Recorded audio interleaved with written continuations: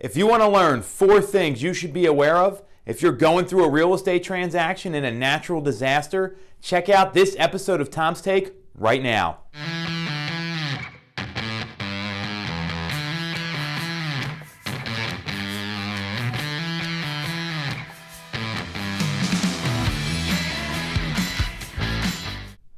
Welcome to Tom's Take. I'm Tom Toole. We're at episode 54, believe it or not, and today I want to go through a very topical thing for a lot of people in the greater Philadelphia area in our market.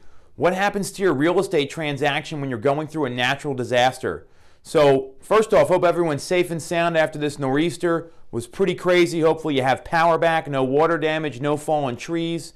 If something did happen, it's really important you watch this because I want to go over things you need to be aware of going through a real estate transaction.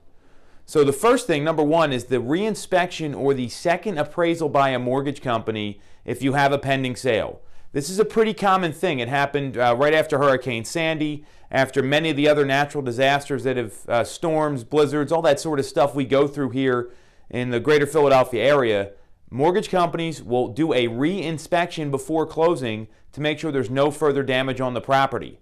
Why? Well, they have a vested interest in the property. They're lending a lot of money where the home is collateral for it. So they're going to go out and check on their investment before they go to closing and send those proceeds. There's no need if you're a buyer or seller to be worried about that. It's a common thing, but it's something that happens almost every time after these sort of storms like the one we went through last week.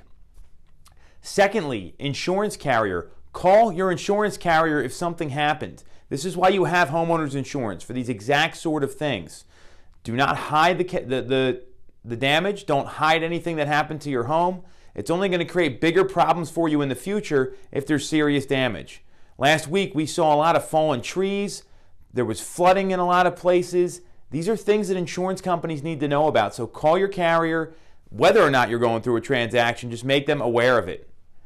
Third, if you're going through a transaction, reach out to your lender and see if there is any sort of delay on their end, if they're sending out the reinspection or a second appraisal, or if there's some sort of repair or fix that needs to get done to the property prior to closing. Find out what that is, what the time frame is, and see if they're able to extend your rate lock and work with you on the timing, because this is obviously pretty unforeseen circumstances that we go through.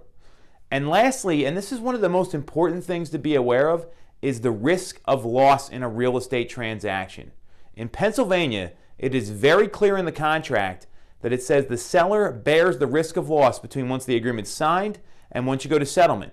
So you're buying a property, a tree falls on it, just because that's the big damage that we saw a lot of. Or there's an electrical surge that runs through the house and blows out some of the circuits.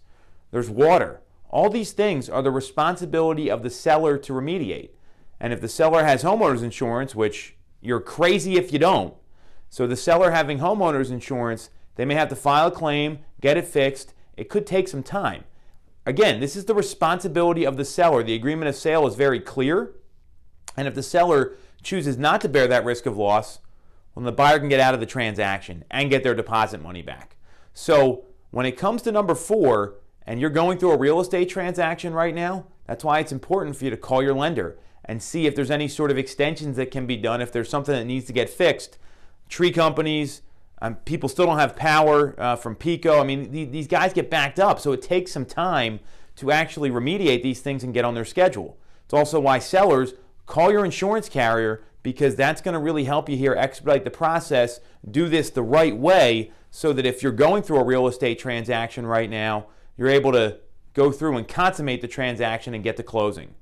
Obviously, there's a lot of questions that can come up about this. Feel free to ping us on social, get in touch, private message. All my contact info is going to be in the video here at the end.